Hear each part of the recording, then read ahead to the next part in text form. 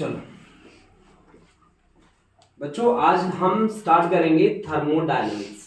ठीक है, हमारे पास रहेगा थर्मोडायनेमिक्स। थर्मोडायनेमिक्स क्या है? केटीजी के कुछ रिजल्ट्स हैं जो यहाँ पे हमें एज इट इज यूज करने हैं। केटीजी के कुछ रिजल्ट्स रहेंगे जो हमें यहाँ पे यूज करने होंगे।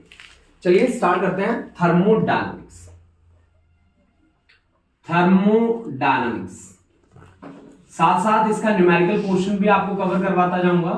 जो जो न्यूमेरिकल्स आते जाएंगे हम जेई लेवल के न्यूमेरिकल्स प्रिपेयर करते जाएंगे।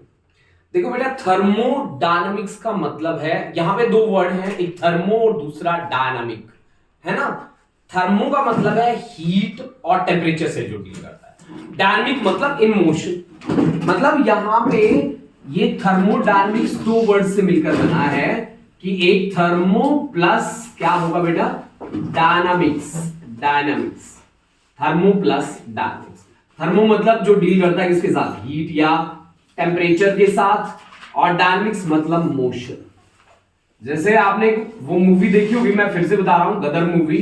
गदर मूवी में देखा होगा एक सीन जो होता है ना, वो मैंने गाना में बताया था उसका, उड़ जा काले कौआ तेरे मुंह विच खंड पावा, सुना होगा आपने।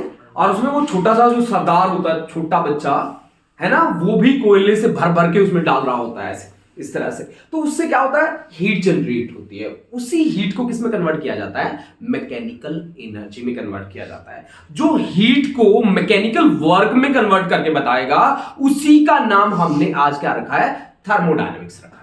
मेरी बात आप समझ गए? मैंने कहा जो हीट को मैकेनिकल एनर्जी में कन्वर्ट करके बताएगा, उसी का नाम हमने थर्मोडायनेमिक्स रखा है बेटा। उसी का नाम हमने क्या रखा है, थर्मोडायनेमिक्स रखा है। सबसे पहले heat. Heat is the sensation of warmth. Heat क्या है, इंटरनल एनर्जी है। हीट क्या है, एक इंटरनल एनर्जी है। हीट क्या है, इंटरनल एनर्जी है, जो तीन तरह के मोशन दिखाएगी पार्टिकल को। तीन तरह के मोशन दिखाएगी। एक लीनियर मोशन, बोलो बेटा। दूसरा क्या है, रोटेशनल मोशन, रोटेशनल मोशन। और तीसरा क्या होगा जी, ऑसिलेटरी मोशन या वाइब्रेटरी मोशन। ऑसिलेटरी मोशन, एक है लीनियर, एक है रोटेशन, और एक है ऑसिलेशन। एक है ऑसिलेशन, जो तीन तरह के मोशन दिखाएगा, एक लीनियर, एक रोटेशन, एक ऑसिलेशन। उसका नाम हम लोग क्या देंगे, हीट देंगे बेटा। वो पैटर्न पूरा लगा दो बेटा, पूरा पैक्ड कर दो उसको, है ना। पूरा पैक्ड सा हो जाना चाहिए ना। इधर वाले को खींच दो बेटा, बस बस बस, ठीक है। अब हमने देखो, हमने बात करी हीट और टेम्परेचर की। मैंने हीट को बोला इंटरनल एनर्जी है जी। हीट तो इंटरनल एनर्जी है एक तरह की, जिसका काम है मोशन देना। मोशन कैसा हो सकता है, लीनियर भी हो सकता है, रोटेशन भी हो सकता है, ऑसिलेशन भी हो सकता है। देखो बेटा, इसी के बेसिस पे हमने डिग्री ऑफ फ्रीडम बनाई है। इसी के बेसिस पे हमने डिग्री ऑफ फ्रीडम बनाई है। आपको पता होगा, इसी के बेसिस पे हमने क्या बनाया, डिग्री ऑफ फ्रीडम। सही आ रहा है बेटा, वीडियो सही आ रहा है बच्चे, पक्का देख ले, साफ आ रहा है। लाइट है थोड़ी, मेरा फेस क्लियर आ रहा है बेटा, फेस आ रहा है, ठीक है। बाकी ये क्लियर है, सर थोड़ा जा इधर मैं आई विल चेक। ठीक है बेटा, सही तो है, ठीक है। वहां तक हम जाएंगे नहीं ना, उससे आगे, ठीक है। चलो चलो ठीक है। तो हमने क्या बोला कि इसी के बेसिस पे, क्योंकि लीनियर मोशन में चलने को ट्रांसलेटरी मोशन भी बोलते हैं, लीनियर या ट्रांसलेशन। रोटेशन में सर्कुलर भी वर्ड ऐड करते हैं हम, ऑसिलेटरी में वाइब्रेशन भी ऐड करते हैं। जब आप ऑसिलेटरी की बात करते हो तो सीधा आप क्या बोलते हो, +2F कर दो। Sir 2 degree of freedom add कर दो आप, +2 डिग्री ऑफ फ्रीडम ऐड कर दो आप, बात बन जाएगी। लेकिन लीनियर के लिए जब बात करते हैं 3 डिग्री ऑफ फ्रीडम। हाँ, रोटेशन में अलग अलग बातें होती है, मोनो के बेसिस पे, डाया के बेसिस पे और ट्राया के बेसिस पे।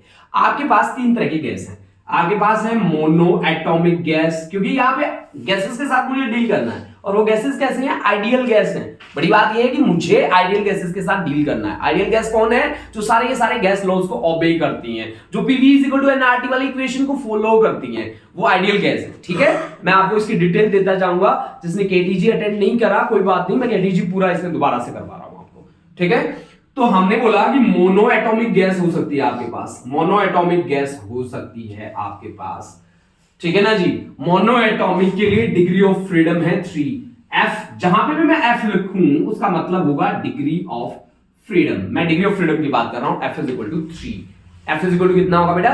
3। उसके बाद मैं अगर डाई एटॉमिक के लिए बात करूं, डाई एटॉमिक के लिए बात करूं, डाई एटॉमिक गैस के लिए मैं बात करूं तो इसके लिए डिग्री ऑफ फ्रीडम होगा 5।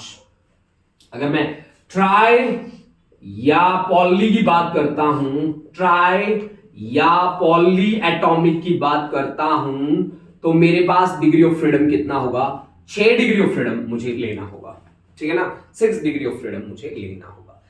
अब देखो बेटा कि इनके बेसिस पे मेरे पास सीपी, सीवी, गामा सारे के सारे रिलेशन मेरे पास इसी के बेसिस पे बनेंगे, ठीक है ना बेटा। सीपी, सीवी, जैसे कि मैं अगर बात करूं सीवी की, molar specific heat at constant volume, तो उसकी वैल्यू आपके पास रहेगी F/2R। सीपी की बात करूं तो F/2 + 1 × R। गामा की बात करूं तो CP/CV जिसकी वैल्यू आएगी 1 + 2/F के बराबर। तो ये सारी की सारी वैल्यूज आप मोनो के लिए भी निकाल सकते हो, डाई के लिए भी निकाल सकते हो और ट्राई या पॉली के लिए भी निकाल सकते हो। आपको याद रखना पड़ेगा CV F/2R, R gas constant है, F डिग्री ऑफ फ्रीडम है और CP की वैल्यू है F/2 + 1 × R और गामा बन जाता है CP/CV, ठीक है ना बेटा। CP/CV जिसकी वैल्यू आपके पास है 1 + 2/F, ठीक है ना बेटा। तो मोनो के लिए आप निकाल सकते हो, डाई के लिए भी निकाल सकते हो, ट्राई के लिए भी निकाल सकते हो। लेकिन हमारा कॉन्सेप्ट क्या है? हमारा कॉन्सेप्ट अब तक इनके पास आने का नहीं बना। अब तक हमें इनके साथ डील नहीं करना। जिस टाइम हमें डील करना होगा हम इनका धड़ाले से यूज कर लेंगे। मैंने बोला था कि थर्मो है जो हीट और टेम्परेचर के साथ डील करता है। हीट और टेम्परेचर किसके साथ? मोशन में आ जाए हीट, ठीक है ना भाई। हीट मोशन में आ जाए। जैसे कि आप घर पे बना रहे हो यार, प्रेशर कुकर में कुछ ना कुछ पका रहे हो, हीट दे रहे हो, प्रेशर को क्या कर रहे हो? बढ़ाते जा रहे हो, वॉल्यूम सेम रखिए आपने, तो वहां पे भी कॉन्सेप्ट किसका लग रहा है? थर्मोडायनेमिक्स का। सीटी लगती है ना कुकर में, ठीक है। इंजन में भी सीटी लगती है। रेल की जो इंजन होती थी, इंजन की सीटी सुना होगा आपने, गाना भी है उसका बहुत अच्छा, है ना। तो यानी कि हीट क्या कर सकती है? वर्क कर सकती है। हीट क्या कर सकती है? वर्क कर सकती है। उसी के बेसिस पे फर्स्ट लॉ ऑफ थर्मोडायनेमिक्स बना था, जिसमें क्या कहा गया कि heat can be converted into mechanical energy. Mechanical energy में कन्वर्ट कर सकते हैं और कुछ हीट क्या हो जाएगी? वेस्ट हो जाएगी, ठीक है। लेकिन हाँ, वो law of conservation of energy को 100% फॉलो करता है, ऐसा नहीं है वो law of conservation of energy को फॉलो नहीं करता। उनके बेसिस पे मैं पहला कॉन्सेप्ट लेके जा रहा हूं जिसका नाम है थर्मल इक्विलिब्रियम। जिसका नाम है जी thermal equilibrium. Thermal equilibrium, equilibrium, equilibrium, thermal equilibrium. Thermal equilibrium में लोग क्या बोल देते हैं? लोग बोल देते हैं कि sir ji temperature of different parts of the systems are same, then these are in thermal equilibrium. But उसकी मैक्रोस्कोपिक प्रॉपर्टीज भी सेम रहनी चाहिए for a given gas, for a given gas, for a given gas. समझ रहे हैं? सही चल रहा है दमन, है ना। तो मैंने क्या बोला?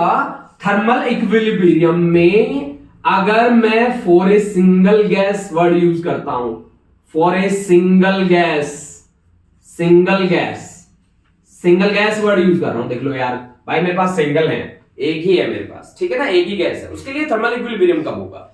जैसे आप थर्मस में पानी गर्म रखते हो, थर्मस में पानी गर्म डाला या चाय डाली तो गर्म की गर्म रहती है। अब आप सोच के देखो यार, वो गर्म क्यों रहती है भाई? उसका टेम्परेचर सेम क्यों रहता है? जैसे थर्मस में हमने चाय डाल ली, गर्म पानी डाल लिया, उसका टेम्परेचर सेम क्यों रहता है? सोच के देखो, क्योंकि वो बाहर के साथ शेयरिंग नहीं करती हीट। अगर वो बाहर के साथ शेयर करे, जैसे मैंने यहाँ पे एक कप ओपन में रखा, उसमें चाय रख दी गर्मा गर्म, मैंने क्या देखा 10 मिनट बाद चाय ठंडी होगी। क्यों हो गई ठंडी? क्योंकि उसने हीट क्या करी? एक्सचेंज करी सराउंडिंग के साथ, तो ठंडी हुई ना भाई। अगर वो कहती मैं तो नहीं कर रही शेयर तेरे साथ, सराउंडिंग के साथ मैं नहीं करती शेयर, नहीं करती, तो उसकी एनर्जी जितनी है उतनी उतनी बनी रहेगी, वो गर्म की गर्म रहेगी। जैसे थर्मस हमारे पास बोतल होती है, बोतल में हमने गर्म पानी डाल लिया, चाय डाल ली, ठीक है ना। आजकल सर्दियों के टाइम में लोग गर्म पानी पीते हैं ज्यादातर ना, तो वो गर्म पानी गर्म ही क्यों रहता है? क्यों? क्योंकि वो बोतल है ना, उसके अंदर है ना थर्मोकोल लगा है, और थर्मोकोल क्या कहता है कि मैं हीट को बाहर नहीं जाने दूंगा। गर्मियों के दिनों में वो थर्मोकोल वाले डब्बे नहीं आते आइस क्यूब रखने के लिए, तो वो आइस क्यूब बनी की बनी रह जाती है। पता है क्यों? क्योंकि थर्मोकोल हीट का एक्सचेंज नहीं करता, वो बैड इंसुलेटर है हीट का, वो गुड, वो कंडक्टर नहीं है, वो इंसुलेटर है हीट का। वो क्या नहीं करता? हीट को अलाउ नहीं करता भाई। समझ रहे हो ना आप मेरी बात? बिल्कुल समझ में आई बात? अब मैंने क्या करा, एक ऐसी बोतल ले ली भाई, ऐसी बोतल ले ली, देखियो ऐसी बोतल, जिसके चारों तरफ थर्मोकोल की शीट लगी हुई है। ये है भाई थर्मोकोल की शीट लगी हुई है, थर्मोकोल की शीट लगी हुई है, थर्मोकोल लगा हुआ है, मतलब ये इंसुलेशन है यार, सीधी सी बात है, इसको इंसुलेशन बोलेंगे आप। ये इंसुलेटर है, आइसोलेटेड सिस्टम है जिसका बाहर के साथ कोई लेना देना नहीं है मेरे भाई, ठीक है ना। ये कैसी है, आइसोलेटेड। इसको क्या बोलते हैं, एडियाबैटिक। एडियाबैटिक, एडियाबैटिक कौन है, जिसमें हीट का चेंज नहीं होता, जिसमें हीट का चेंज नहीं होता, उसको क्या बोलते हैं, एडियाबैटिक। उसको क्या बोलते हैं बेटा, एडियाबैटिक। एडियाबैटिक सिस्टम कैसा है, आइसोलेटेड है। आइसोलेटेड का क्या मतलब है, आइसोलेटेड, आइसोलेटेड सिस्टम है जो बाहर के साथ कोई, कहते हैं ना ये तो आइसोलेटेड नेचर का आदमी है, जो बाहर किसी के साथ कोई रिलेशन ही नहीं रखता, है ना जी। तो अब आपने क्या बोला, अब आपने बोला कि ये इसके अंदर एक गैस भरी है ना, आइडियल गैस आपने ली है, और आइडियल गैस के लिए PV is equal to NRT obey होता है, PV is equal to NRT obey होता है, बोलो बेटा। अब डेल्टा क्यू जीरो है, यहां पे हमने डेल्टा क्यू को क्या लिया, जीरो। डेल्टा क्यू जीरो तो मतलब टेम्परेचर क्या है, कांस्टेंट। नंबर ऑफ मोल्स क्या रहेगा, कांस्टेंट। आर क्या है, पहले ही कांस्टेंट है बेचारा, गैस कांस्टेंट। वॉल्यूम क्या है, कांस्टेंट। तो प्रेशर भी क्या रहेगा, कांस्टेंट। यानी कि अब देखो थर्मल इक्विलिब्रियम की आज एक नई डेफिनेशन बन के आई है जो हमें कहती है कि उसकी मैक्रोस्कोपिक प्रॉपर्टीज भी क्या होनी चाहिए, कांस्टेंट। मैक्रोस्कोपिक प्रॉपर्टी क्या होती है, माइक्रो, एक होती है माइक्रो, एक होती है मैक्रो। मैक्रो क्या होता है, जो दिखता है, जो दिखता है वही तो बिकता है ना, सही बात है कि नहीं है। तो मैक्रोस्कोपिक प्रॉपर्टीज उसकी क्या है बेटा, कांस्टेंट, मतलब temperature constant, number of moles constant, gas constant तो है ही कांस्टेंट, वॉल्यूम कांस्टेंट और प्रेशर कांस्टेंट। तो वो किसमें कहलाएगा, थर्मल इक्विलिब्रियम में कहलाएगा। लेकिन मैंने एक सिंगल गैस के लिए बात करी, अगर मैं दो ऑब्जेक्ट को ले लूं जो दोनों आपस में कांटेक्ट में हैं तो कहानी कैसी होगी, चलो जी उसकी बात करेंगे, पहले इसको नोट करो आप।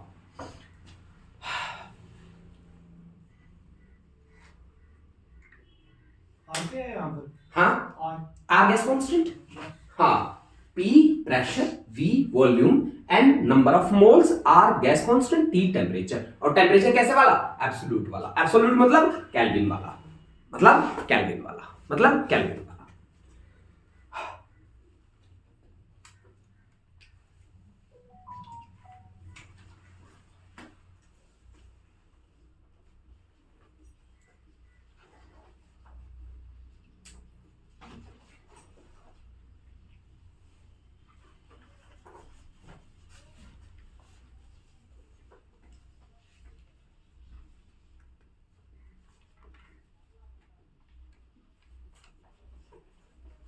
Two bodies in contact in thermal equilibrium, वो थर्मल इक्विलिब्रियम में कब कहलाएंगे। अब आपकी जो रटी रटाई डेफिनेशन है ना कि थर्मल इक्विलिब्रियम का मतलब होता है सर टेम्परेचर का कांस्टेंट रहना, आप फेंक के मार दिया आपने वो डेफिनेशन। जब दो ऑब्जेक्ट आपस में क्या होंगे बेटा, कांटेक्ट में होंगे।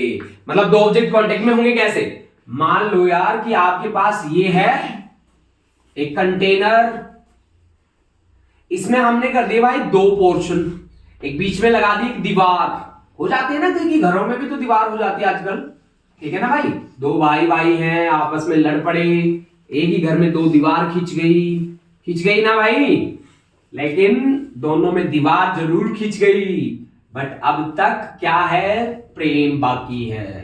तो प्रेम बाकी है तो वो क्या करेंगे, एक्सचेंज करेंगे। जब भी उन्हें जरूरत पड़ेगी वो अपने भाई को याद करेंगे कि नहीं करेंगे, बोलो बेटा, करेंगे। लेकिन वो बाहर वाले के साथ कोई एक्सचेंज नहीं करेंगे। जब तक बाहर वाला एंट्री नहीं करता ना तब तक गड़बड़ नहीं होती, तब तक गड़बड़ नहीं होती। गड़बड़ कब होती है, जब थर्ड पर्सन एंट्री मारे, है ना। तुम्हारी दो फैमिलीज हैं आपस में लड़ पड़े, कोई बात नहीं, लेकिन अगर दो लड़ पड़े और तीसरा आ गया बीच में, फिर क्या हो जाती है, गड़बड़। तो तीसरा नहीं आ रहा भाई यहाँ पे, मैंने तीसरे को आने नहीं दिया, मैंने इसको फिर से एडियाबैटिक रखा। मैंने कहा मैं नहीं करने दूंगा तुझे एक्सचेंज बाहर से, एडियाबैटिक रखा मतलब del Q is equal to 0। लेकिन हाँ ये कैसी वॉल है, ये कंडक्टिंग वॉल है, कंडक्टिंग वॉल है, कंडक्टिंग वॉल है, कंडक्टिंग वॉल है। ये मैंने क्या लगाई, वॉल कंडक्टिंग। इसको क्या बोलते हैं, डायाथर्मिक। इसको क्या बोलते हैं, डायाथर्मिक, थर्मिक, डायाथर्मिक वॉल है ये, डायाथर्मिक वॉल है ये, डायाथर्मिक वॉल है ये। अब इसका प्रेशर है, इसका यहां पे गैस मॉलिक्यूल्स अलग हैं, यहां पे गैस मॉलिक्यूल्स, यहां पे गैस मॉलिक्यूल्स, यहां पे अलग हैं भाई, यहां पे अलग हैं जी, अलग हैं, अलग हैं, और यहाँ पे प्रेशर है P1 volume V1 temperature T1, यहाँ pressure P2 volume V2 temperature T2। Temperature क्या बताता है? टेम्परेचर बताता है हीट का फ्लो, टेम्परेचर बताता है हीट का फ्लो, और वो कहां से कहां होता है? From higher temperature to lower temperature. Temperature का क्या काम होता है? हीट का फ्लो बताना। टेम्परेचर के कितने स्केल हैं? 3 स्केल हैं, डिग्री सेल्सियस, केल्विन और फारेनहाइट। फारेनहाइट कैसे, क्या रिलेशन होते हैं उनके बीच में? तीनों के बीच रिलेशन बताओ, बोलो बेटा। अगर आप सेल्सियस में बात कर रहे हो तो जीरो उसका बॉइलिंग पॉइंट है, मेल्टिंग पॉइंट है, बॉइलिंग पॉइंट 100 है, सही है, 100 माइनस 0। और अगर आप फारेनहाइट यूज करते हो तो 32 फारेनहाइट, 212 माइनस क्या 32, यही होता है। और टी के केल्विन का बोलो बेटा, melting point 273, boiling point 373 minus 273, ये है रिलेशन तीनों स्केल्स के बीच। अगर आपको टेम्परेचर स्केल के लिए बात करनी हो, सेल्सियस, फारेनहाइट और केल्विन, तो ये बना दिया हमने इसके लिए अलग सा डब्बा, है ना, ये लो जी, है ना। इस डब्बे में अगर आपको सेल्सियस में कन्वर्ट करना हो, केल्विन में कन्वर्ट करना हो, फारेनहाइट में कन्वर्ट करना हो, डब्बा बना पड़ा है आपके पास। आपको बोल दे कि 32 फारेनहाइट है हमारे पास, 32 फारेनहाइट है, तो वो डिग्री सेल्सियस कितना हुआ? तो 32 माइनस 32 0 होगा कि नहीं होगा? है ना भाई, कर लोगे? समझ रहे हो? बोल बेटा, कर लेगा? चलो ठीक है, फिर आप मुझे ये बताओ कि 64 फारेनहाइट है, 64 फारेनहाइट है, वो डिग्री सेल्सियस में कितना होगा? बताओ भाई, बोलो। मतलब मैंने बोला कि टीएफ की वैल्यू मैंने कितना दिया? बोलो बेटा 64। मैंने क्या पूछा? डिग्री सेल्सियस में कितना होगा? तो degree Celsius TC divide by 100 that is equal to TF की वैल्यू कितनी है? 64 माइनस 32 डिवाइड बाय 212 माइनस कितना? माइनस 32। तो टीसी डिवाइड बाय 100 कितना आया जी? ये बोलो 32 इंटू डिवाइड बाय 180 ना, 180। तो TC is equal to 32 into 100 divide by 180। 0 से 0 गया, और ये कितना है? 2 9 जा, 2 5 जा, और 5 2 जा 10, और 5 3 जा 15 डिवाइड बाय 9। इसको 10 मान लो, लगभग 15 डिग्री सेल्सियस, लगभग 15 डिग्री सेल्सियस। तो आप इस तरह से क्या कर सकते हैं? कन्वर्जन कर सकते हैं, जो बहुत ही इजी है यार हमारे लिए ना। अब देखो, हमारी कहानी तो इसमें नहीं थी ना, हमारी कहानी तो ये थी कि दो परिवारों को हमने अलग कर दिया था, बट हमने तीसरे मेंबर की एंट्री नहीं होनी थी वहां पे। तो तीसरा मेंबर अगर एंट्री नहीं करेगा ना तो गड़बड़ नहीं होगी। अब गड़बड़ क्या होगी कि दोनों इक्वलिटी में आ जाएंगे, अलग अलग हैं फिर भी एक दूसरे की हेल्प पूरी करेंगे। जिसका टेम्परेचर हायर है वो हायर से लोअर की तरफ फ्लो करेगा। कब तक? जब तक कि दोनों का टेम्परेचर क्या ना हो जाए, सेम ना हो जाए। और जब टेम्परेचर सेम हुआ तो प्रेशर अलग हो जाएगा भाई, भाई बोलो, प्रेशर अलग हो जाएगा। इसका हो जाएगा P1 डैश, वॉल्यूम अलग हो जाएगा V1 डैश, और टेम्परेचर हो जाएगा T। Pressure P2 dash, V2 dash, और टेम्परेचर T। लेवल सेम है भाई, है ना। विचारों में मतभेद हो सकता है, दिलों में मतभेद नहीं होगा, है ना। विचारों में मतभेद हो सकता है, दिलों में नहीं होगा। समझ रहा है ना? सही बात है कि नहीं है? तो ठीक है यार। Two objects, two bodies in thermal equilibrium कब होंगे? जब उनका टेम्परेचर सेम होगा। जब उनका टेम्परेचर क्या होगा? सेम होगा। जब उनका टेम्परेचर क्या होगा? सेम होगा, तब वो क्या होंगे? थर्मल इक्विलिब्रियम में होंगे। तब वो क्या होंगे? थर्मल इक्विलिब्रियम में होंगे। राइट, राइट है बेटा। अबे सर से उठा, बोतल उठा के लाइए पानी वाली।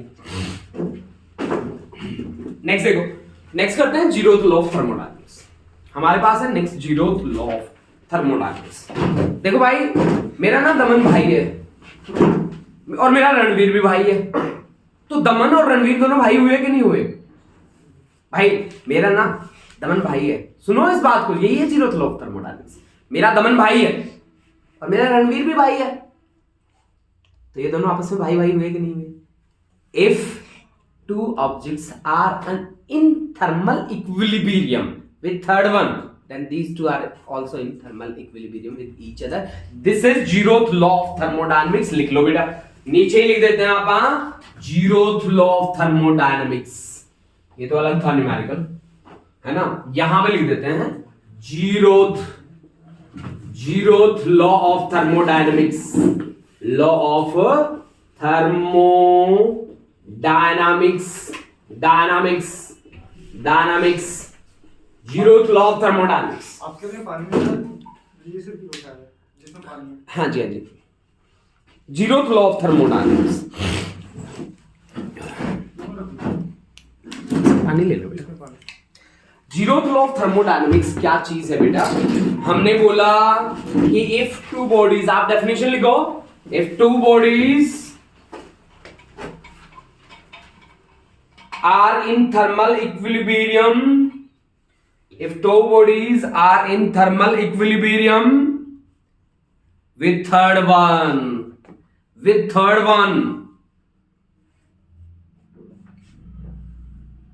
if two bodies are in thermal equilibrium with third one, then these two are also in thermal equilibrium with each other, then these two are also in thermal equilibrium with each other,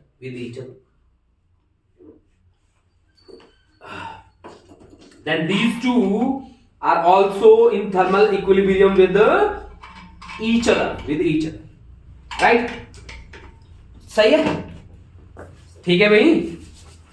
Now we are going to deal with the topic that is internal energy. Internal मतलब अंदर की, और अंदर में कौन है? Molecules, atoms.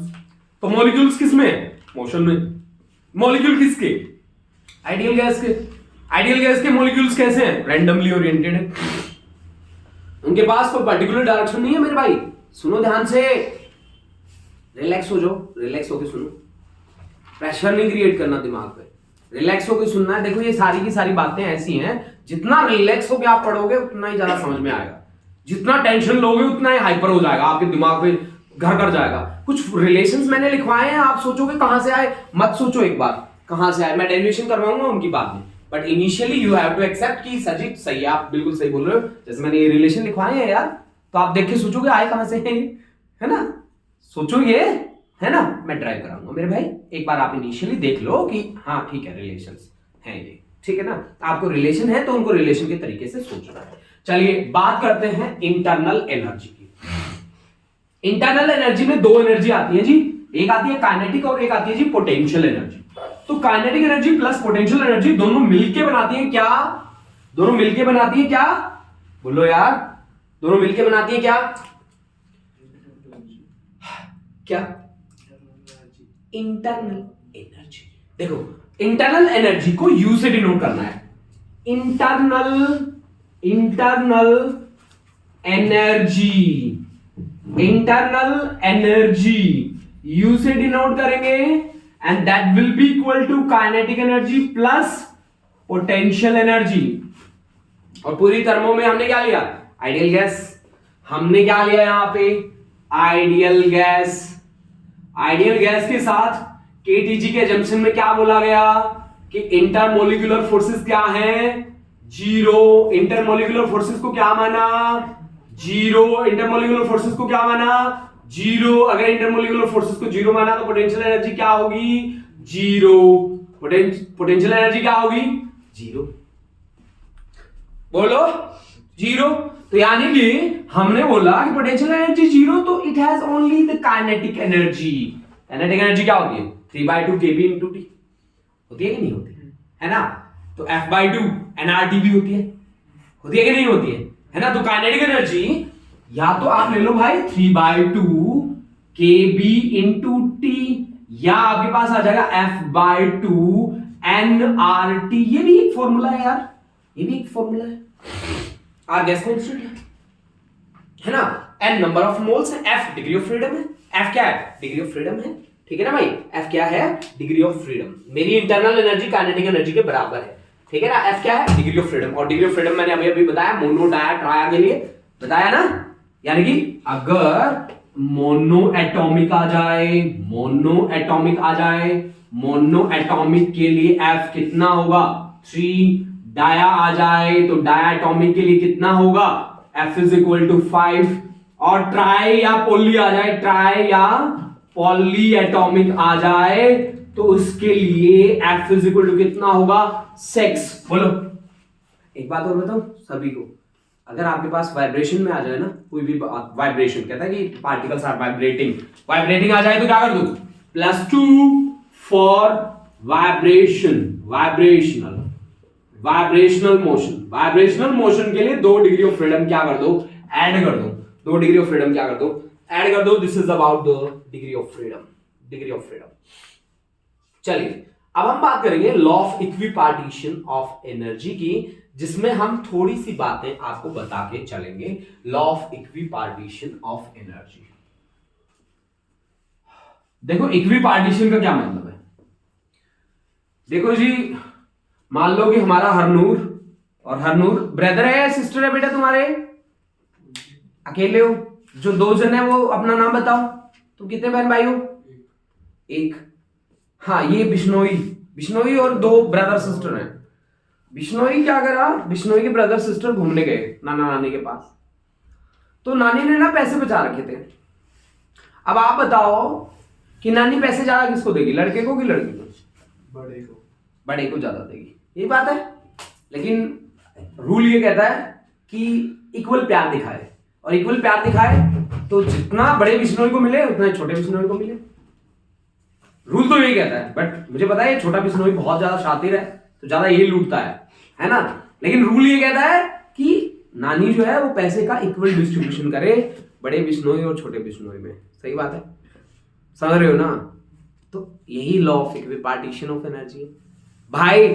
एक single particle होता है ना, उसके पास 3 डिग्री ऑफ फ्रीडम होती है। एक सिंगल पार्टिकल है ना, एनर्जी को 3 तरीके से दिखा सकता है, एक्स डायरेक्शन में चल के, वाई में चल के, जेड में चल के। सिंगल पार्टिकल रोटेट करके एनर्जी दिखा नहीं सकता, मैंने कल बताया था, उसका मोमेंट ऑफ इनर्शिया 0 हो जाता है। और काइनेटिक एनर्जी रोटेशन में कितनी होती है, ½ I × ओमेगा स्क्वायर। अगर I 0 हो गया तो रोटेशन वाली एनर्जी तो खत्म, उसके पास बची कौन सी, केवल और केवल लीनियर वाली एनर्जी। हाँ अगर वाइब्रेशन की बात करें तो +2 डिग्री ऑफ फ्रीडम ऐड कर देंगे, अदरवाइज फिर +2 डिग्री ऑफ फ्रीडम ऐड नहीं करेंगे। मतलब अगर एक सिंगल पार्टिकल है तो उसके पास एनर्जी दिखाने के 3 तरीके हैं, एक्स डायरेक्शन में चला जाए, वाई में चला जाए, या फिर जेड में चला जाए। सही है ना? तो उसमें कितने रास्ते हो गए, ये 3 रास्ते हैं हमारे पास, है ना? 3 रास्ते हैं, तो एक रास्ते के पास एनर्जी कितनी आएगी? अगर तीनों रास्तों के पास टोटल एनर्जी है 3/2 kB × T, तो एक रास्ता एनर्जी कितनी लेगा, डिवाइड बाय 3 तो 1/2 kB × T। बोलो यही है law of equipartition of energy. तो चलिए हम बात करते हैं, हमने बोला average kinetic energy associated with each degree of freedom. पहले हम टॉपिक लिखते हैं, टॉपिक है लॉ ऑफ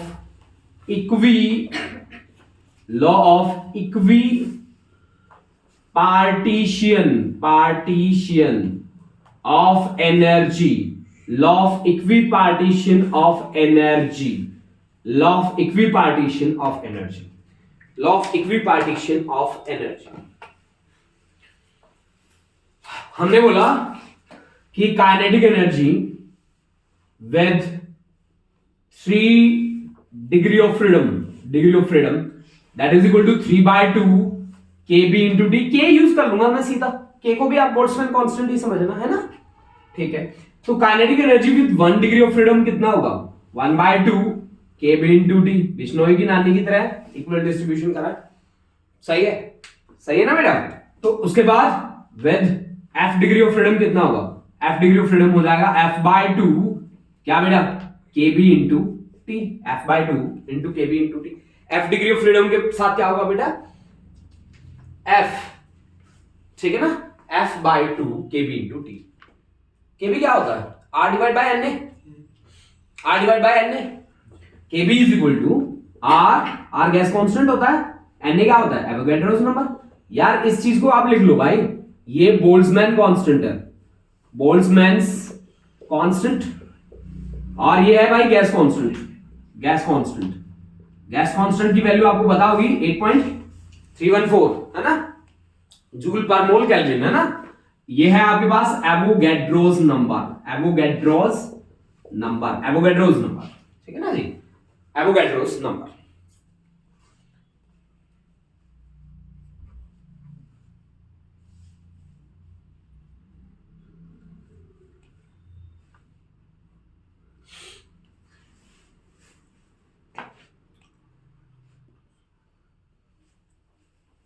अब देखो बेटा, हमारे पास जो kinetic energy I, kinetic energy of one molecule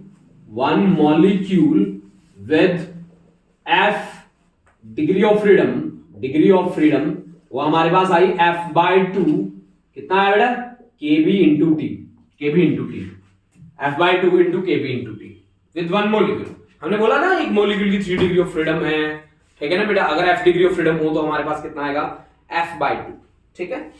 अब अगर हम 1 मोल ऑफ मॉलिक्यूल्स ले ले तो उनकी काइनेटिक एनर्जी कितनी रहेगी, 1 mole of kinetic energy of 1 मोल के साथ काइनेटिक एनर्जी कितनी रहेगी with F degree of freedom, Na से मल्टीप्लाई कर दूं, Na into F/2 into K into T, सही है ना। बोलो भाई 1 मोल के पास कितना होता है, Na होता है नंबर, 1 मोल के पास Na होता है, तो Na इंटू K वो किसके इक्वल है, Na इंटू K R के इक्वल है यार। ये तो ये देखो यहां से R is equal to KB into Na या सिंपल K इंटू Na, ठीक है ना। मैंने K भी लिखा है, KB भी लिखा है, मतलब बोल्ट्जमैन कांस्टेंट है। तो ये आ गया आपके पास F/2 into R into T, बोलो सही है कि नहीं है, F/2 into R into T, F/2 into R into T।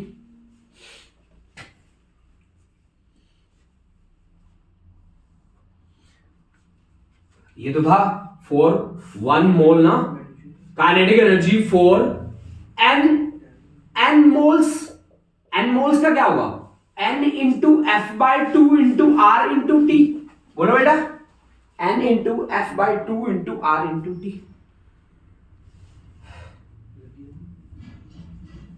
अब 2-3 बातें आप लिख लो, 2-3 बातें आप नोट कर लो। वैसे तो हमने यहाँ पे नोट कर ही ली हैं, लेकिन फिर भी आप 2-3 बातों को अलग ही अंडरलाइन करके नोट कर लो। वो बातें क्या क्या हैं, आपको न्यूमेरिकली बहुत हेल्प करेंगी वो बातें। देखो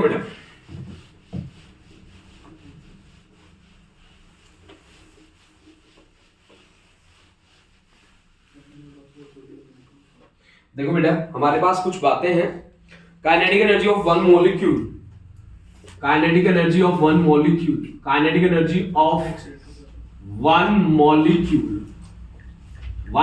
के लिए काइनेटिक एनर्जी हमारे पास आ जाएगी F/2 into K into T, F/2 into K into T, F/2 into K into T, F/2 into K into T। हाँ जी बेटा, हाँ जी,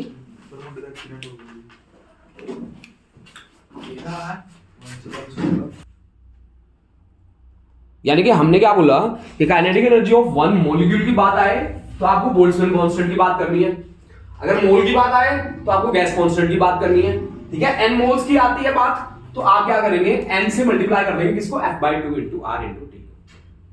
अब देखो बेटा, आपको पता है ना कि इंटरनल एनर्जी तो काइनेटिक एनर्जी है। आप देखो कि इंटरनल एनर्जी क्या है, काइनेटिक एनर्जी है। तो इसका मतलब हुआ कि यही वो काइनेटिक एनर्जी है जो इंटरनल एनर्जी को बनाएगी, यानी कि इंटरनल एनर्जी का कितना आ गया, N/2 F into R into T के बराबर। सही बात है। N क्या है, नंबर ऑफ मोल्स, F क्या है, डिग्री ऑफ फ्रीडम, R क्या है, गैस कांस्टेंट, T क्या है, टेम्परेचर। तो सीधा सीधा मतलब ये हुआ कि internal energy is directly dependent on temperature. Internal energy is directly proportional to temperature, directly proportional to temperature. Internal energy किसके डायरेक्टली प्रोपोर्शनल है, टेम्परेचर के। Internal energy is directly proportional to temperature. If you want to find the change in internal energy del U, that will be equal to N/2 into F into R into del T. This is the change in internal energy. This is the change in internal energy del U.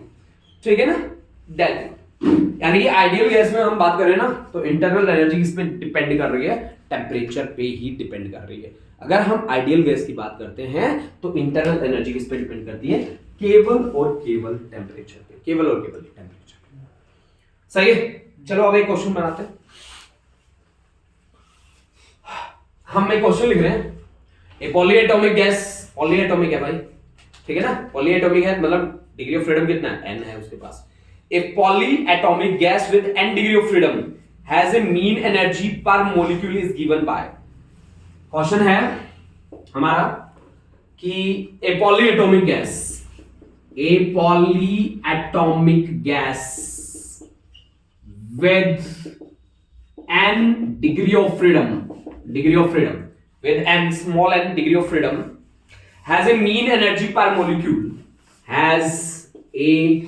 mean energy per molecule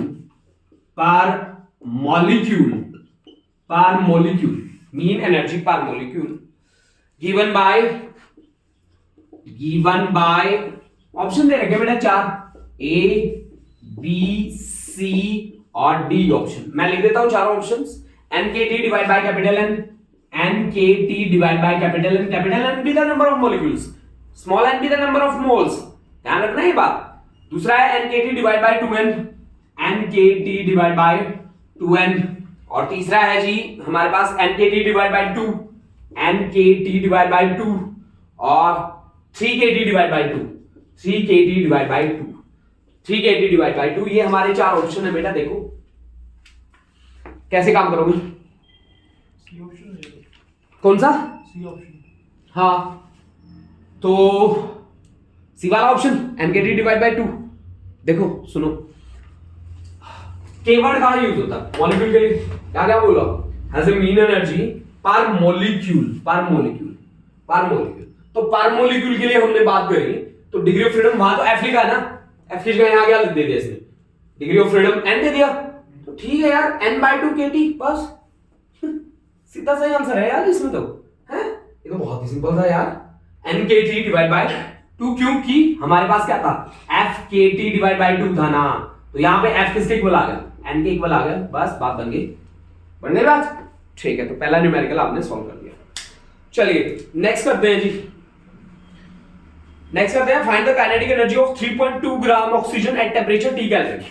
चलिए next वाला question करेंगे, ये वाला अच्छा question है next वाला, चलो देखते हैं।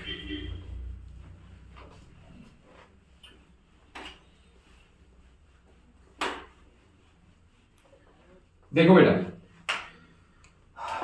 Find the kinetic energy of 3.2 gram, find, question है कि find kinetic energy of 3.2 gram of oxygen है ना जी, O2 हो गया, डायटोमिक गैस हो गई, डायटोमिक गैस के लिए डिग्री ऑफ फ्रीडम कितना होता है 5, ऑक्सीजन O2 होता है ना, तो उसके लिए डिग्री ऑफ फ्रीडम कितना हो गया 5 हो गया ना बेटा, ठीक है। Find kinetic energy of 3.2 gram oxygen at temperature T kelvin, at temperature T kelvin, temperature T kelvin, temperature T kelvin. 4 option दे रखे बेटा यहां पे A B C और D, चारों के चारों ऑप्शन लिख रहा हूं भाई मैं। 3/2 RT, 3/2 RT, 3/2 RT, RT/4, RT/4 और C वाला ऑप्शन 4RT 2RT, 4RT और 2RT, 4RT और 2RT। देखो जी, find kinetic energy of 3.2 gram of oxygen at temperature T kelvin, at temperature T kelvin. Number of moles कैसे निकालेंगे भाई, number of moles 0.2 आ जाएंगे। नंबर ऑफ मोल्स क्या होगा, given mass divide by molar mass. Number of moles क्या होगा, number of moles निकाल लो पहले, तो सबसे पहले number of moles given mass divide by molecular मास। बताओ भाई ऑक्सीजन का कितना होता है, ऑक्सीजन होता है 8 नंबर पे, 8 दूनी 16 हो गया एक ऑक्सीजन का मास। ऑक्सीजन गैस में कितना होता है O2, 16 दूनी 32, गिवन मास कितना है 3.2, तो 3.2 डिवाइड बाय 32, तो कितना आ गया 0.1, नंबर ऑफ मोल्स आ गया आपका 0.1। अब बताओ क्या होना चाहिए, n आ गया, काइनेटिक एनर्जी ऑफ n मोल आ गया। काइनेटिक एनर्जी ऑफ n मोल क्या है, RT दिया ना, तो सीधी सी बात है n मोल के लिए बात कर रहा है, तो ये होता है kinetic energy of n moles, n moles का काइनेटिक एनर्जी होता है भाई n/2 into F into R into T. बताओ भाई कौन सी गैस है? डायटोमिक गैस है। बोलो बेटा ऑक्सीजन क्या कौन है? ऑक्सीजन है डायटोमिक गैस। डायटोमिक गैस के लिए डिग्री ऑफ फ्रीडम कितना होता है? 5। बोलो 5 होता है ना डाई के लिए, सही लिखा ना मैंने? ठीक है, तो यानी कि नंबर ऑफ मोल्स कितना है? 0.1 divide by 2, degree of freedom कितना है? 5 into R into T. Point हटा दो, 10 से मल्टीप्लाई कर दो, तो 5/10 इंटू 2 और इंटू आर इंटू टी, तो 5 2 जा, तो आर टी बाई कितना आ गया? 4। Option B is the right option. Option B is the right option.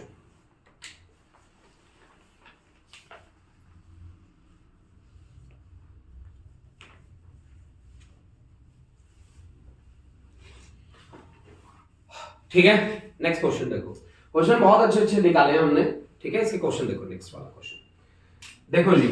समझ आ रहा है बेटा? बेटा फर्स्ट डे आपका, समझ आ रहा है? ठीक है, इनिशियली थोड़ी थोड़ी आपने ना दिमाग को बिल्कुल रिलैक्स रख के पढ़ना है। रिलैक्स, जितना दिमाग को रिलैक्स रख के पढ़ोगे प्लेटफॉर्म बन जाएगा। टेंशन नहीं लेनी फालतू ना, बहुत इजी है। इनके हम वीडियो भी आपको देंगे, इनके नोट्स भी आपको दे देंगे, इनके हैंड रिटन नोट्स भी आपको दे देंगे, इसकी वीडियो भी आपको दे देंगे कि आप जाके रिवाइज करो 2 times 3 times as you wish, है ना। A gas mixture consists of 2 moles of oxygen. A gas mixture. Question है next. A gas mixture consists with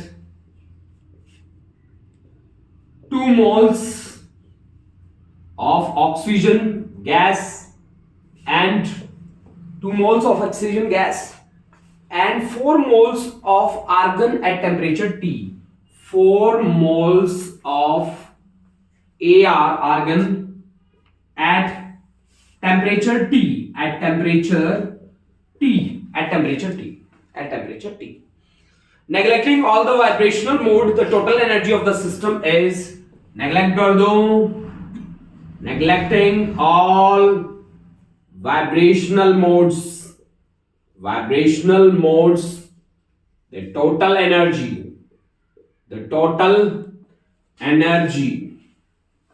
of the system is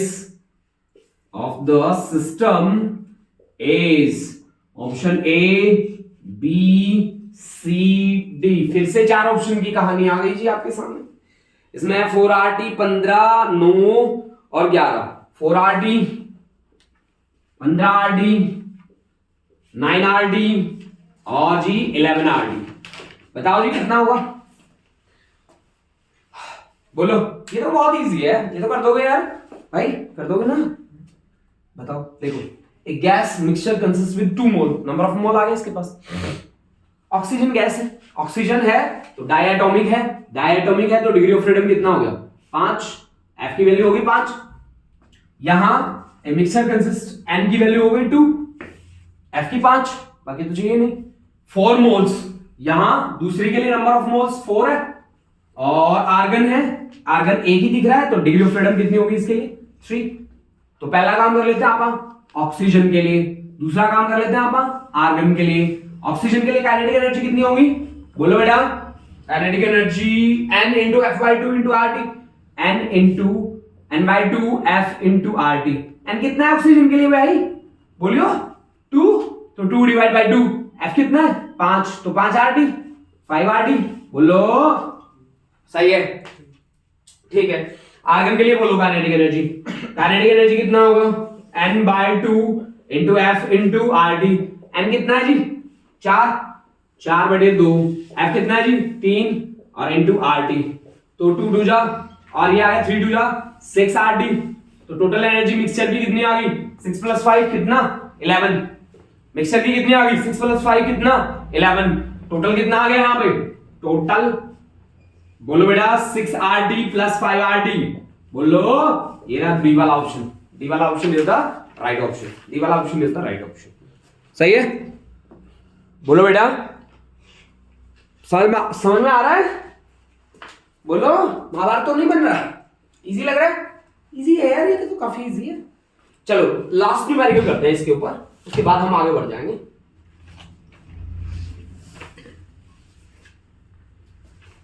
उसके बाद हम स्पेसिफिक हीट और मोलर स्पेसिफिक हीट पे आ जाएंगे, ठीक है जी। अगर तुम्हें ना इस बात के थोड़े से आइडिया लग गए ना, कि आइडिया आ गया कि यार ये तो ऐसे होता है, फिर ये डिफिकल्ट नहीं है। ये डिफिकल्ट तब तक है जब तक आपको आइडिया नहीं लगता किसका, केवल इन 3 चीजों का। समझ गए? यहां जैसे 3 चीजों का आपको पता लगा, वैसे ही आपका कॉन्सेप्ट और कंटेंट आपके आगे भागेगा, दौड़ेगा आपके आगे, ठीक है ना जी।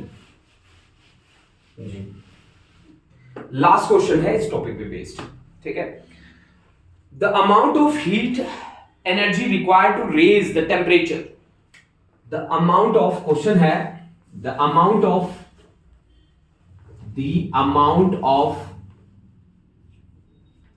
heat energy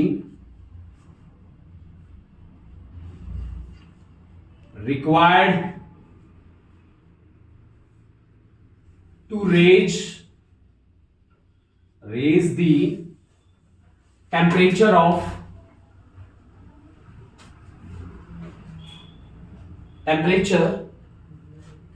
ठीक है, the amount of heat energy required to raise the temperature of 1 gram of बोलोगे बेटा, 1 gram of helium at normal temperature pressure, helium at NTP का मतलब है नॉर्मल टेम्परेचर प्रेशर, ठीक है ना जी। NTP from T1 Kelvin to T2 Kelvin is from T1 Kelvin से लेकर T2 Kelvin तक क्या होगा। ऑप्शन मैं दे रहा हूं A B C D, फिर से आपके पास 4 ऑप्शंस होंगे, ठीक है ना। 3/8 Na इंटू KB, और टेम्परेचर डिफरेंस है हमारे पास T2 minus T1। Option B आपको दिया है 3/2 Na एवोगैड्रो नंबर है ये, KB और into T2 minus T1। Option C दिया है जी, ऑप्शन सी है हमारे पास 3/4 Na इंटू KB और T2 माइनस T1। और ऑप्शन डी है हमारे पास 3/4 Na into KB T2 divide by T1, 3/4 Na KB और T2 divide by T1, the amount of heat energy required to raise the temperature of 1 mole, ठीक है।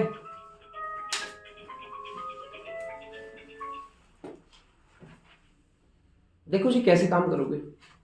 The amount of heat energy required, देखो भाई heat क्या है, internal energy है ना। Heat क्या है, इंटरनल एनर्जी है ना यार। और इंटरनल एनर्जी का क्या फॉर्मूला आ रहा है हमारे पास, N/2 F into R into T। तो अमाउंट ऑफ हीट हमें निकालना है, तो हमने क्या बोला कि हीट तो इंटरनल एनर्जी है सर जी। आपने बोला कि सर हीट तो इंटरनल एनर्जी है, और मैंने तुम्हें बताया कि इंटरनल एनर्जी में जब भी तुम्हें चेंज निकालना होगा delta U, that becomes equal to N/2 F into R into delta T, क्योंकि internal energy is directly proportional to temperature. तो अब देखो भाई N/2 नंबर ऑफ मोल्स है, F into R into delta T कितना होगा, temperature, amount of heat required to raise the temperature of 1 gram from T1 to T2, तो यानी कि T2 माइनस T1। सीधी सी बात, T2 माइनस T1। अब कहानी किस पे, N और F पे है, N और F पे। तो ये देखो ऑफ 1 ग्राम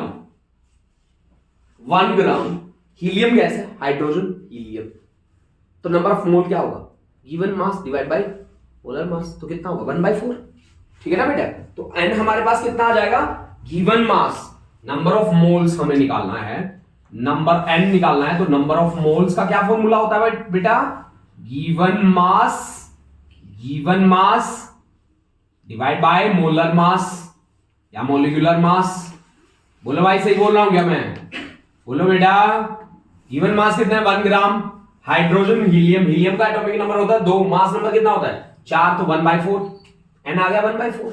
ठीक है यार, तो 1/4 रखेंगे तो 1/4 टू जा 8 डिग्री ऑफ फ्रीडम। हीलियम है ना, हीलियम क्या है? मोनो एटॉमिक गैस, एक ही है ना हीलियम। मोनो के पास डिग्री ऑफ फ्रीडम कितना होता है 3, तो ये कितना आ गया 3 into R into T2 minus T1। बोलो कितना आंसर आया 3/8। ठीक है ना, 3/8 into R into T2 minus T1, T2 minus T1। ठीक है, नंबर ऑफ मॉलिक्यूल्स अगर हमें उसके साथ डील करना हो तो R की वैल्यू कितनी होती है? Na इंटू Kb होती है यार। ठीक है, R की वैल्यू रख दो। R की वैल्यू कितनी है? Na इंटू Kb और इंटू T2 माइनस T1। इस बात को भी लिख लो कि सर जी गैस कांस्टेंट होता ना, वो होता है Avogadro number multiplied by Boltzmann constant के बराबर। तो 3/8 Na इंटू Kb और T2 minus T1, this is the right option. सही है, 3/8 सही है ना, निकल गया ना? ठीक है, चलिए अब नेक्स्ट जो हम बात लेके आ रहे हैं वो हमारे पास है specific heat and molar specific heat, है ना। तो यहाँ पे स्पेसिफिक हीट और लेटेंट हीट के बारे में जानना बहुत जरूरी है। सबसे पहले जानते हैं कि स्पेसिफिक हीट क्या होती है और लेटेंट हीट होती है। देखो बच्चा, आप ना एक बात हमेशा याद रखना कि स्पेसिफिक हीट का काम होता है टेम्परेचर को क्या करना, इंक्रीज करना, और लेटेंट हीट का काम होता है स्टेट को चेंज करना। स्टेट होते हैं हमारे पास 3, सॉलिड से लिक्विड या लिक्विड से गैस, सॉलिड, लिक्विड और गैस। हाँ, गैस से आप लिक्विड में भी कन्वर्जन कर सकते हो, लिक्विड को आप सॉलिड में भी कन्वर्ट कर सकते हो। समझ गए आप मेरी बात? तो यानी कि आप जब बातें करते हो तो आपके पास 2 हीट बहुत ही ज्यादा मेजॉरिटी में आती है। एक तो लेटेंट हीट ऑफ फ्यूजन और एक आती है बेटा latent heat of vaporization. Fusion का मतलब होता है solid to liquid conversion, vaporization का मतलब होता है बेटा गैस से वेपर्स बनाना। आप मेरी बात समझ गए? ठीक है ना। अब सुनो, इसके बारे में भी थोड़ी सी डिटेल में आपको देता हूं।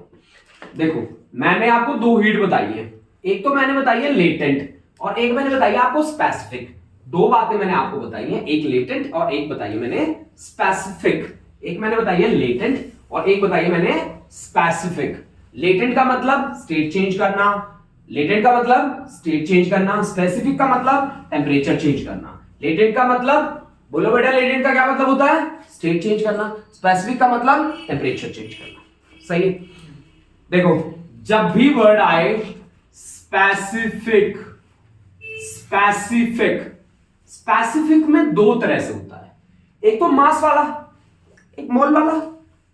एक मास वाला, एक मोल वाला, है ना। एक मास वाला, एक मास वाला, मास वाला, और एक है बेटा मोल वाला, मोल वाला, है ना, मोल वाला।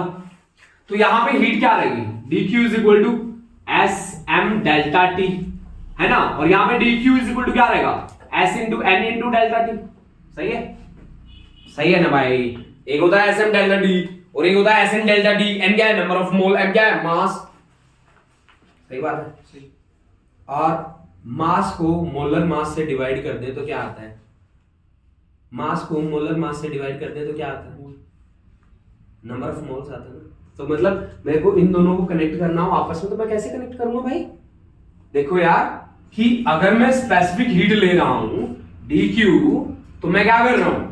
s इंटू स्मॉल m को कैपिटल M मोलर मास से मल्टीप्लाई कर रहा हूं, है ना जी, बोलो, और इंटू डेल्टा टी और मल्टीप्लाई बाय कैपिटल M। सही, सही है, सही है। तो ये क्या, ये कौन सा हीट है? ये मास वाला, मास वाला इज इक्वल टू मोल वाला, मोल वाला multiplied by molecular mass, molecular mass. बोलो बनी कि नहीं बनी बात? सही है ना यार, सही बनाया मैंने कॉन्सेप्ट। ये क्या आ गया आपके पास? S into N into delta T और पूरे का मल्टीप्लीकेशन कैपिटल M से। सही है ना? बोलो, बोलो। समझ में आई बात, है ना? तो मास वाला इज इक्वल टू मोल वाला को मल्टीप्लाई कर दो किससे? मॉलिक्यूलर मास से। तो मास वाला कौन? मास वाला स्पेसिफिक हीट यार, मास वाला specific heat is equal to mole वाला specific heat multiply by molecular mass, multiply by molecular mass. समझ आ रहा है? ओ बेटा समझ आ रहा है? सच्ची बता दे। ठीक है, मोल वाला कौन? Specific heat. मोल वाला कौन? Specific heat. मोल वाला कौन? Specific heat. मोल वाला कौन? Specific heat. स्पेसिफिक हीट का क्या काम होता है? टेम्परेचर को चेंज करना। ये क्या काम करता है? ये क्या काम करता है? काम करता है, करता है, बोलो ये क्या काम करता है? बोलो। टेम्परेचर को चेंज करता है। टेम्परेचर को क्या करता है? बोलो। अरे तुम बोल क्यों नहीं रहे? बोलो ना पीछे। क्या करता है ये? बिल्कुल जाम हो गए, नहीं बैठना किसी को, है ना भाई? टेम्परेचर को चेंज करता है। जब साथ साथ बोलोगे ना तो कंटेंट और भी बढ़िया बनेगा। सही है? बोलो। बिल्कुल सही बात है। अब देखो सुनो, अब हमने क्या लिया? एक लिया हमने latent heat. Latent heat, latent heat, latent heat का क्या काम होता है? लेटेंट हीट का काम होता है स्टेट को चेंज करता है। स्टेट चेंज करता है, स्टेट चेंज करता है, स्टेट चेंज करता है, स्टेट चेंज करता है। कौन सी? Solid to liquid. मेजॉरिटी में ये आती है, सॉलिड से लिक्विड। इसको बोलते हैं latent heat of fusion, LF। Latent heat of fusion, of fusion, latent heat of fusion, solid to liquid, latent heat of fusion. और मैं आपको एक बात बताऊं, जब तक किसी ऑब्जेक्ट की स्टेट चेंज नहीं होती ना पूरी तरह से, उसका टेम्परेचर चेंज नहीं होता कभी भी। जब तक ऑब्जेक्ट की स्टेट चेंज नहीं होती तब तक उसका टेम्परेचर चेंज नहीं होता। जब तक ऑब्जेक्ट की स्टेट चेंज नहीं होती तब तक टेम्परेचर चेंज नहीं होता महाराज। ठीक है ना जी? तब तक क्या चेंज नहीं होता? टेम्परेचर। तो यानी कि जब आप लेटेंट हीट की बात करेंगे तो टेम्परेचर का नामो निशान नहीं होगा। नहीं होगा ना? नहीं होगा ना? तो फिर बोलो यार, dq इज इक्वल टू कितना रहना चाहिए? बोलो LF इंटू DM मास। यानी कि LF क्या होना चाहिए? बोलो बेटा, LF is equal to LF latent heat of fusion multiplied by mass that should be equal to dq। बस या बस इसको लिख लो DM लिख दो भाई, DM लिख दो। dq is equal to LF into DM, LF into DM। Temperature की बात मत करना यहाँ पे। तो dq is equal to LF into DM। एक होता है भाई लिक्विड से वेपर बनना या गैस बनना, लिक्विड से गैस या वेपर बनना, लिक्विड से गैस या वेपर बनना। तो फिर आप latent heat of vaporization use करेंगे।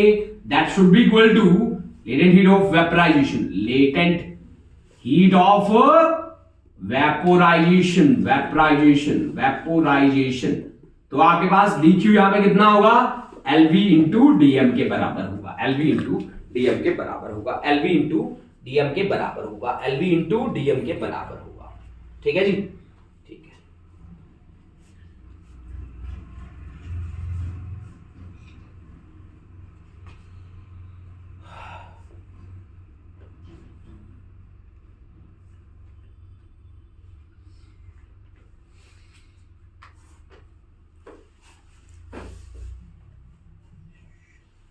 ठीक है जी, स्टार्ट करें। नेक्स्ट देखो बेटा, नेक्स्ट हमारे पास एक रिलेशन आता है। हमारे पास 2 मोलर स्पेसिफिक हीट है at constant pressure and at constant volume. एक है हमारे पास molar specific heat at constant pressure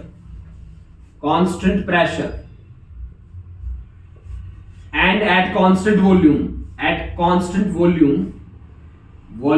are Cp and Cv,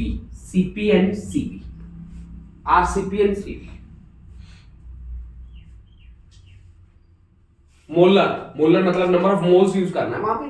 ठीक है यार, तो आपके पास dq is equal to molar specific heat को सी से डिनोट कर रहा हूं, C into N into D T ले लेते हैं यार। तो सी इज इक्वल टू क्या आ गया, D Q divide by N into D T, N into D T. आप किसके साथ डील करेंगे, one mole of ideal gas के साथ डील करेंगे पूरे चैप्टर में। तो एन इज इक्वल टू कितना आ गया, 1। तो सी इज इक्वल टू कितना आ गया यार, D Q by D T आ गया ना। अगर आप कहते हो कि सर वॉल्यूम कांस्टेंट रखना है, तो ठीक है यार, D Q by D T को स्टडी कर लो, किसको कांस्टेंट रख के, वॉल्यूम को कांस्टेंट रख के। आ गए तो सीपी लेना है सर, तो D Q by D T pressure को कांस्टेंट रख के डील कर लो यार, कोई बात नहीं, प्रेशर को कांस्टेंट रख के डील कर लो भाई मेरे, प्रेशर को कांस्टेंट रख के डील कर लो। तो सीवी और सीपी आपके पास आ गया ना। एक बात और लिख लो भाई, सीपी माइनस सीवी जो होता है ना, वो आर के बराबर होता है, और आर जो होता है ना वो गैस कांस्टेंट होता है, आर जो होता है ना वो गैस कांस्टेंट होता है, जो किसके बराबर है, एन के इंटू एन ए के बराबर है, के इंटू एन ए के बराबर है। R इज इक्वल टू के इंटू एन ए, के क्या है, बोल्ट्जमैन कांस्टेंट, एन ए क्या है बोलो, एवोगैड्रोस नंबर, एन ए क्या है, एवोगैड्रोस नंबर। चलो जी अब करते हैं जी एक न्यूमेरिकल, करते हैं छोटा सा और आगे बढ़ते हैं। एक न्यूमेरिकल करते हैं, देखते हैं कि हमें कितना समझ में आया।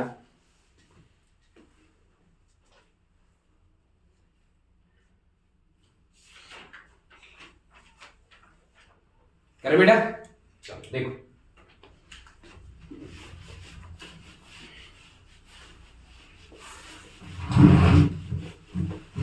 देखो बेटा एक न्यूमेरिकल मुझे दिया गया, बहुत ही इजी सा न्यूमेरिकल है, आप शायद 1 मिनट में कर दोगे। Find the molar specific heat, find molar CV CP, molar CP और सीवी, और CP minus CV for oxygen, CP minus CV for oxygen, oxygen मतलब O2, O2 मतलब डायटोमिक गैस।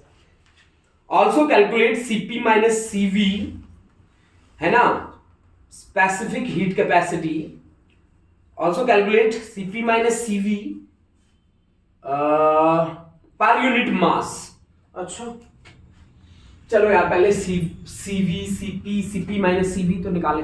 देखो कई जगह पे ना कैपिटल सी दिया जाएगा और कई जगह पे ना स्मॉल सी दिया जाएगा, उनकी प्रेजेंटेशन दी जाएगी, कोई मोलर होगा, है ना, कोई मास वाला होगा, कोई मोल वाला होगा तो कोई मास वाला होगा, ठीक है ना। चलो आप पहले डील करते हैं, अपना काम स्टार्ट करते हैं। देखो भाई मैं आपको एक बात बताऊं कि हमारे पास जो मोलर स्पेसिफिक हीट है ना कांस्टेंट वॉल्यूम पे, उसकी वैल्यू होती है भाई F/2 इंटू आर के बराबर, F/2 इंटू आर होती है ना यार भाई, सही है ना, ठीक है। तो F कितना होगा ऑक्सीजन के लिए, ऑक्सीजन है डायटोमिक गैस, डायटोमिक गैस के लिए डिग्री ऑफ फ्रीडम होता है 5, तो ये आ गया भाई आपके पास 5/2 इंटू आर। और सीपी किसके बराबर होता है भाई, सीपी होता है, इसमें एक आर ऐड कर दो, 5/2 आर प्लस कर दो इसमें आर, तो कितना आ गया जी 7/2 आर आ गया। सीपी माइनस सीवी तो हमेशा आर के बराबर ही होता है, सीपी माइनस सीवी तो हमेशा आर के बराबर होता है, सीपी माइनस सीवी तो हमेशा आर के बराबर ही होता है ना। अब देखो जी उसके बाद मास वाला करते हैं हम, मास वाला। तो मास वाले में क्या होगा, मास वाले से मल्टीप्लाई कर दो m into CP minus mass वाला CV that is also equal to R, तो सीपी माइनस सीवी छोटे वाला आर बाय एम, तो ये क्या आ गया molar specific heat per unit mass, ठीक है ना भाई, molar specific heat per unit mass, ठीक है। ये क्या है भाई molar specific heat per unit mass, molar specific heat per unit mass, per unit mass, molar specific heat per unit mass, molar specific heat per unit mass, ठीक है। मास कितना होगा ऑक्सीजन का 32 ग्राम ना, मास कितना होगा ऑक्सीजन का 32 ग्राम, मास भी लिख लो यार, मोलर मास होता है उसका 32 ग्राम, 32 ग्राम, 32 ग्राम, ठीक है ना, मोलर मास होता है उसका 32 ग्राम। अब चलिए एक क्वेश्चन और बनाते हैं, है ना।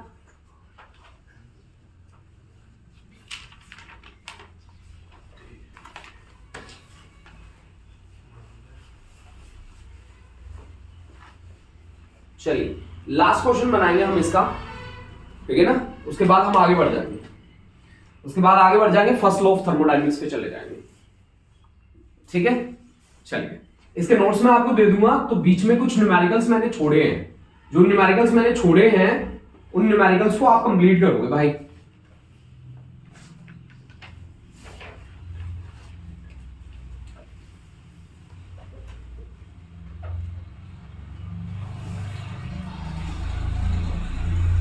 चलिए जी, एक बहुत ही अच्छा सा क्वेश्चन बनाया इसने। ए हाइड्रोजन गैस, मोल वाली दे रहा हूं मैं, है ना। ए हाइड्रोजन गैस ठीक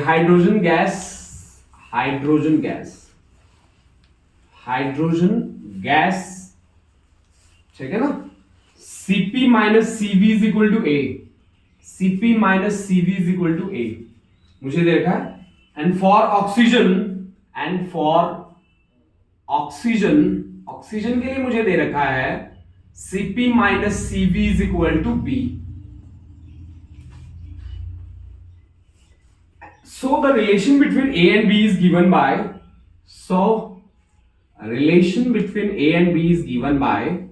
relation between A and B is given by, बोलो बेटा, given by, चार ऑप्शन दे रखे हैं भाई।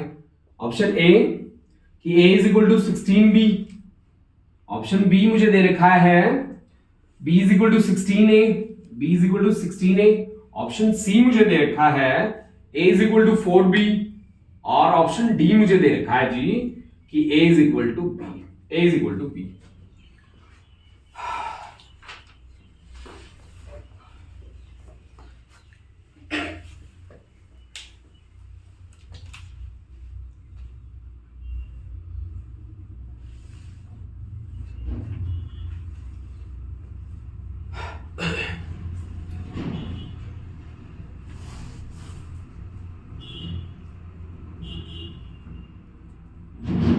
अब बताओ क्या होना चाहिए relation true. A is equal to B, हाँ, बी ऑप्शन हो गया, A ऑप्शन हो गया, A is equal to B, D option हो गया। बट ये तो मोलर स्पेसिफिक हीट के लिए है ना। अगर आप 4 मोलर स्पेसिफिक हीट के लिए बात करते हैं ना, मोलर स्पेसिफिक हीट, तो ठीक है यार, आपकी बात सही है कि Cp माइनस Cv क्या होना चाहिए, हर जगह ही R होना चाहिए। तो हमारे पास Cp माइनस Cv, एक जगह आया A, एक जगह आया Cp माइनस Cv B, तो ठीक है, A is equal to B, आपकी बात वेरी राइट। लेकिन अगर मास वाली बात करें तो बी ऑप्शन आएगा, मास वाली बात करें तो बी ऑप्शन आएगा, B इज इक्वल टू 16 है, बी इज इक्वल टू 16 है। पक्का? ओके, देखें देखो, Cp माइनस Cv, अगर मास वाली बात करें तो R बाय M ना, सही है। तो फिर Cp माइनस Cv हमें किसके इक्वल दे रखा है, एक इक्वल। R बाय मास कितना होगा भाई, पहला कौन सा, हाइड्रोजन गैस के लिए मास कितना होता है बेटा, हाइड्रोजन के लिए 2 होता है, हाइड्रोजन के लिए 2 होता है। तो यानी कि R by 2 is equal to A, यानी कि R इज इक्वल टू कितना आ गया, 2A। ये किसके लिए बात करी हमने, हाइड्रोजन के लिए, H2 के लिए ना, है ना। दूसरा देखो, Cp minus Cv that is equal to R by M, oxygen के लिए ना जी, ऑक्सीजन के लिए कितना होता है जी, 32, और इसकी वैल्यू कितनी दे रखी है, Cp माइनस Cv की वैल्यू B। तो R इज इक्वल टू कितना आ गया, R is equal to 32B। ये आपका है ऑक्सीजन के लिए, ये भी R, इसका मतलब 2A is equal to 32B, यानी कि A is equal to 16B। अब आपसे किस कंटेक्स्ट में पूछा गया वो डिपेंड करता है। अगर आपसे मास वाला पूछा गया तो ये, मोल वाला पूछा गया तो ये। मास के अलग साइन नहीं होते कोई, हाँ, मास वाले कैपिटल और स्मॉल होते हैं ना। जैसे मैंने यहाँ पे कैपिटल ले लिया मास वाले के लिए, स्मॉल ले लिया मैंने किसके लिए, मोल वाले के लिए। वो आपको मेंशन होगा कि मास वाला है कि मोल वाला है, ठीक है ना भाई, वो आपको मेंशन होगा कि मास वाला है कि मोल वाला है, ठीक है ना जी। यहाँ मैंने मेंशन नहीं करा, तो मैंने दोनों केस बना के आपको दिखा दिए कि मास वाला हो या मोल वाला हो, आप दोनों काम इस तरह से कर सकते हैं। सही है जी, ठीक है। अब आती है हमारे पास थर्मोडायनामिकल प्रोसेसेस, क्या क्या प्रोसेस हमारे यहाँ इन्वॉल्व होंगी, ठीक है, कि आइसोथर्मल होगी, एडियाबैटिक होगी, आइसोबैरिक होगी, आइसोकोरिक होगी, उस पर हम बात करते हैं और उसके बाद हम सीधा चलेंगे फर्स्ट लॉ ऑफ थर्मोडायनामिक्स पे। ठीक है ना बेटा? तो चलिए जी स्टार्ट करते हैं हमारा नेक्स्ट टॉपिक, प्रोसेसेस इन्वॉल्व्ड इन थर्मोडायनामिक्स। क्या क्या प्रोसेस इन्वॉल्व्ड हैं थर्मोडायनामिक्स के अंदर, चलिए जी उन पे बात करते हैं। टॉपिक है processes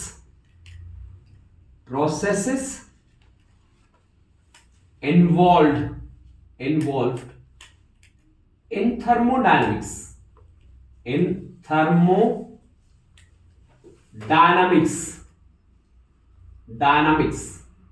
processes involved in thermodynamics,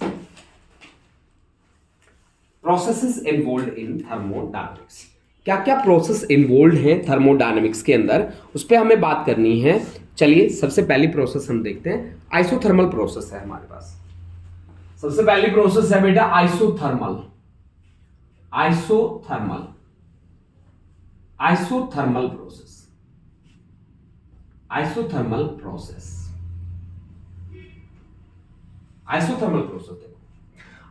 process का मतलब होगा टेम्परेचर यहां पे क्या रहेगा, कांस्टेंट रहेगा। टेम्परेचर यहां पे कांस्टेंट रहेगा, तो टेम्परेचर को अगर मुझे कांस्टेंट रखना है तो यहां पे हीट क्या होना चाहिए, हीट का एक्सचेंज होगा। टेम्परेचर को कांस्टेंट रखने के लिए क्या होगा, हीट का एक्सचेंज होगा। ठीक है ना, हीट का क्या होगा यहां पे, एक्सचेंज होगा। सही है, हीट का यहां पे क्या होगा, एक्सचेंज होगा। तो अगर हमने हीट को सिस्टम से लिया या सिस्टम को दिया, दो तरीके होंगे, या तो हम हीट को सिस्टम से लेंगे या हम सिस्टम को देंगे, या तो हम हीट लेंगे या फिर सिस्टम को देंगे, दो बातें होंगी यहां पे। ठीक है ना बेटा? तो अगर मान लो कि हमने work done by the system, तो आपके पास क्या रहेगा भाई, हीट पॉजिटिव रहेगा कि नेगेटिव रहेगा, बोलो यार, क्योंकि यहां पे ना आपकी केमिस्ट्री से अपोजिट होता है काम सारा का सारा। मैं 1 मिनट इसको कंफर्म कर लेता हूं। एक्सो के लिए पॉजिटिव होगा फिर? हाँ,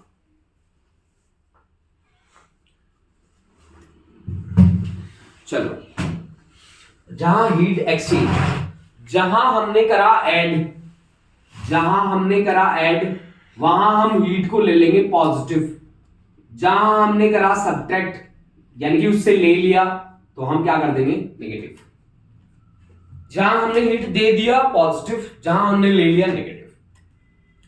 सही है ना? दूसरा देखो, आइसोथर्मल के बाद दूसरी प्रोसेस, यहां से अगर आप ये भी देखें कि PV is equal to nRT for 1 mole of gas, N is equal to 1 mole, PV is equal to RT, और अगर T कांस्टेंट है तो प्रेशर इनटू वॉल्यूम की वैल्यू क्या आ गई, pressure into volume is constant. Pressure into volume constant, यानी pressure is inversely proportional to volume. Pressure is inversely proportional to volume. Pressure is inversely proportional to volume. Graph आएगा कुछ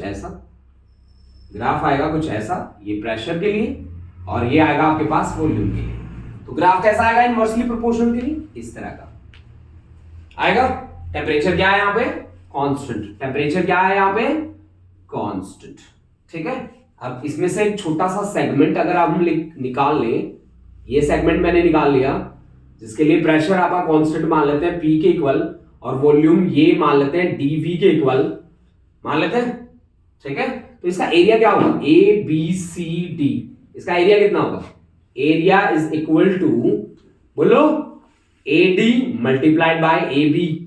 AD कितना है, dV, और AB कितना है, P, तो P into dV। Pressure into volume के डायमेंशन किसके होते हैं, वर्क के होते हैं, वर्क डन के होते हैं। प्रेशर इंटू वॉल्यूम किसके बराबर होता है बेटा, वर्क डन के बराबर होता है। ये तो बात सही है ना, देख लो आप इसके dimension, pressure into volume. Pressure होता है बेटा फोर्स अपॉन एरिया, वॉल्यूम होता है बेटा एरिया इंटू लेंथ। तो ये आपके पास बचा फोर्स इंटू लेंथ। इसके डायमेंशन किसके बराबर आ गए, वर्क के बराबर आ गए, वर्क डन के बराबर आ गए। मतलब पीवी कर्व में जो एरिया होगा ना, वो आपको हमेशा वर्क डन बताएगा। हमेशा आपको क्या बताएगा, वर्क डन ही बताएगा। समझ गए आप मेरी बात, वो हमेशा आपको क्या बताएगा, वर्क डन बताएगा। दूसरी प्रोसेस है जी एडियाबैटिक प्रोसेस। एडियाबैटिक के लिए तो थर्मस याद रख लो आप, एडियाबैटिक प्रोसेस। एडियाबैटिक प्रोसेस में डेल क्यू हीट का एक्सचेंज नहीं होता जी, del Q is equal to zero, del Q is equal to zero. अच्छा एक चीज और याद रखना आप, यहां पे वर्क डन आपका पॉजिटिव हो सकता है, नेगेटिव हो सकता है। वर्क डन आपका पॉजिटिव तब होगा जब वॉल्यूम बढ़ रही हो, वॉल्यूम जब बढ़ रही हो, वॉल्यूम इंक्रीज कर रही हो। वर्क डन नेगेटिव तब होगा जब आपकी वॉल्यूम क्या कर रही हो, डिक्रीज कर रही हो। भाई ये 2 पॉइंट आप स्पेशली नोट कर लो, ये न्यूमेरिकल्स में बड़े काम आएंगे, ठीक है ना।